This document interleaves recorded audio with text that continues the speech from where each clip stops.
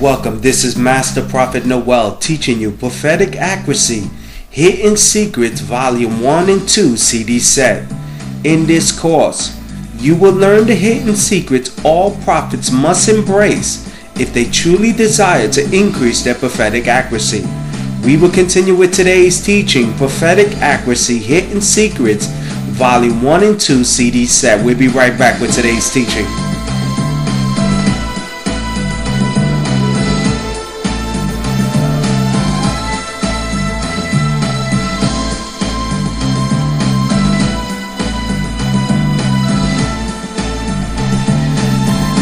Now, come closer and let me reveal a hidden secret to you that has changed my life.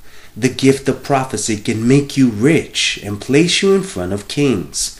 The gift of prophecy you have inside can bring you the wealth and the material lifestyle you and your loved ones could only dream of. The gift of prophecy can empower you to walk away from your 9-to-5 job you so eagerly hate and move you closer to your faith, your family, and the financial freedom you so eagerly desire. The gift of prophecy is the answer, the solution to the wealth you diligently seek every morning when your alarm clock wakes you up. The moment the Lord revealed the hidden secret that lies inside of me and the powerful truth of its ability to give me the financial freedom 3 generations of family members could not achieve, was the moment I began to stir the gift of prophecy to increase my prophetic accuracy. Now the great prophet Daniel used his gift of prophecy to reveal the secrets of King Nebuchadnezzar's dream that brought him great wealth. In Daniel chapter 2 verse 46 to 48, then King Nebuchadnezzar fell prostrate before Daniel and paid honor and ordered that offerings and incense be presented to him. The king said to Daniel, "Surely your God is God of gods and Lord of kings and a revealer of mysteries, for you were able to reveal this mystery." Then the king placed Daniel in a high position and lavished many gifts on him. He made him ruler over the entire province of Babylon. You see, using the gift of prophecy, Daniel revealed the king's dream and was rewarded with great wealth due to his prophetic accuracy. Now listen to a prophetic word I gave to this caller that was so accurate that he was so impressed with my word that he joined my school of the prophets and became a graduate. Listen closely to this prophetic word. The prophet will say, Jesse, is that God is going to start moving you to make powerful decisions. This is going to be a year of decisions where it's going to be between you and God. And I want you to make a decision because God is going to start to plant some things in your heart that you need to follow up with that maybe not everyone in your family is going to understand. They're not going to really appreciate, but you need to follow the unction of God that has in your heart. Some of the things that God is telling me that is going to deal with you, Jesse, is that I want you to contemplate that for 2010, you and your wife visiting the homeless shelters.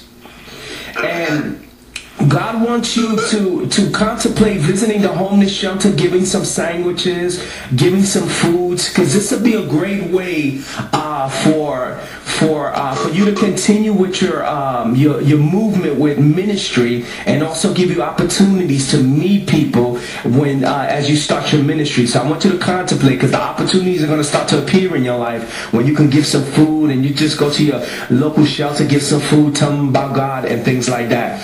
Also, I want you to also keep in mind, you're going to make an important decision about what you're going to do for 2010. Now, let me just tell you some things that you're contemplating that God is going to start to put in your heart. Be very careful because you're going to make a decision that has to do with moving to a closer ministry. And it's going to be something that you're going to be contemplating because there's a ministry there you got your eyes on. Do you understand what the prophet is saying?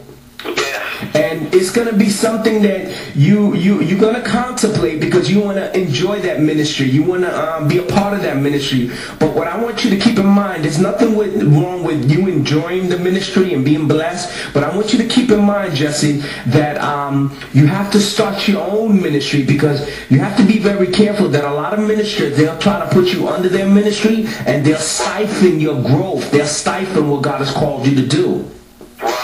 So have you and your wife been talking about maybe moving and getting closer to a recognized ministry that that you guys got your eyes on? Yes, we've been contemplating moving, and we were saying, we were going to fellowship, but we talked about that too. We would fellowship with other churches, but I remember what she said a while back, and we talked about, not getting too caught up, yes, with other ministry because of that same thing. Yeah, because what happens, Jesse, this is what happens. When ministers see your giftedness, when they see your potential, what they'll do is they'll bring you into their ministry and they'll siphon your growth. They'll stagnate the gifts and your abilities. And I've seen this happen to many, many people. That's why I try to tell people that you can enjoy other people's ministries, but you have to grow. You have to start your own. Because I got a guy. Let me give you an example. I got a guy named Danny that started with me when I first started my ministry. And I prophesied to him that he needed to get out of this certain church. He didn't want to listen to me. He said, no, prophet, they're going to make me a minister. They're going to ordain me. And I kept telling him that that's not their intentions. Their intention is just to keep you to sit down and you to come pay tithes. Right, exactly. And let me tell you, several years later, Jesse, I just saw him the other day, and he's still stuck in the same place. And the first thing I asked him was, are you in ministry yet? Do you have your ordination paper? And he tells me, prophet, he's still at the same place. Wow. And we don't want that for you. We want you to take over the world, you and your wife, and we want you guys to make some decisions. Now, God is going to start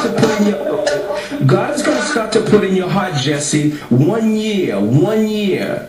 God, you're going to start to see that God is going to make a commitment to you that he's asking 1 year from you, Jesse, 1 year. And in this year of 2010, you have to give him this 1 year so that you can see the movement of God in your life. Because what God is going to do, Jesse, he's going to start to move you to do other things. I know you have plans for 2010. You were thinking about law school, but God keeps saying 1 year. Give him 1 year. Because in this 1 year, Jesse, he's going to move you in so many directions, and it's going to show you that your dependency is not in money or physical opportunities, and your dependency is going to be on God. He's going to move you in this 1 year in 2010. You're going to go with your wife. You're going forward. You're going to continue to work, and then God is going to start to cause new events that are going to start to appear in your life, and it's all going to be in the promise of 1 year. Wow. And Jesse, I want you to also keep in mind, I want you to continue to look for your angels.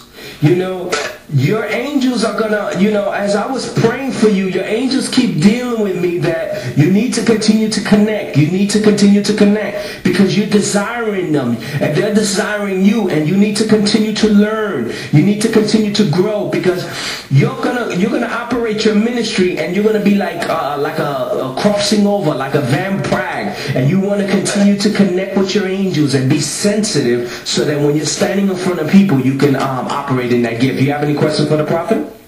Wow, that's accurate. It's funny you mentioned the thing about the homeless shelter because I had to go for work purposes. I had to go and deliver food to the homeless shelter about 3 or 4 times in 1 week. The battered women's shelter. Beautiful. During the Thanksgiving holidays, and me and the owner got to talking, and I got to meet some of the people. So beautiful. And about the moving situation, that's so true because my wife and I were getting ready to move to Atlanta. Yes.